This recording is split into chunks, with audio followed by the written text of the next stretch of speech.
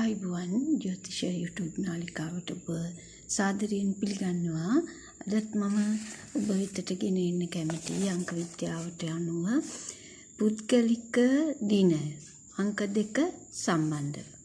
මම මීට පෙර මගේ වීඩියෝ වලින් ඔබට හඳුන්වලා දීලා තියෙනවා කොහොමද මේ පුද්ගලික අංකය ලබා ගන්න කියලා. ඉතින් ඒ අනුව අපි බලමු කොහොමද මේ දිනය අංක 2 කියන අංකය ලැබුණ විට ඒ දිනය කොහොමද ඔබට බලපාන්නේ කියලා. විශේෂයෙන්ම මුදල් අය කරගන්න උත්සාහ කරන ස්වභාවයක් තියෙනවා.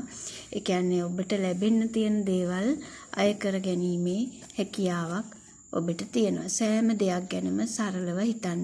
පොඩි දෙයකටත් අන් අය සමග කලහ කිරීමෙන් වළකින්න ඕන.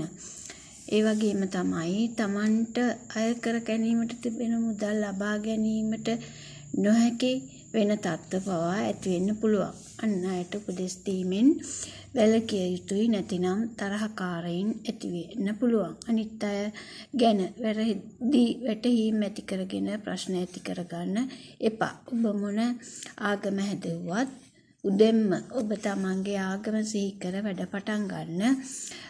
ඒ වගේම තමන්ගේ දෙමාපියන්ට වැඩිහිටියන්ට ගරු කරන්න, දෙමාපියන්ගේ අවවාද වලට ඇහුම්කන් දෙන්න.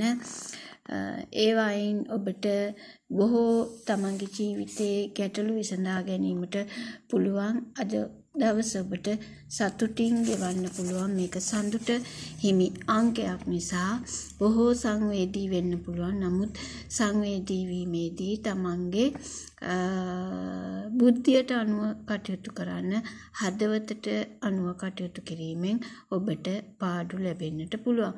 ඉතින් ඔබ මේ නාලිකාව නරඹන්න කැමති නම්, ඒ වගේම මගේ පරණ වීඩියෝ බලලා ඔබට ජ්‍යොතිෂ දැනුම, ඒ වගේම අංක විද්‍යාව පිළිබඳ දැනුම ලබා ගන්න පුළුවන්.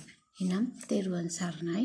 නැවත තවත් මේ වගේ පුංචි වීඩියෝ එකකින් හමු වෙමු.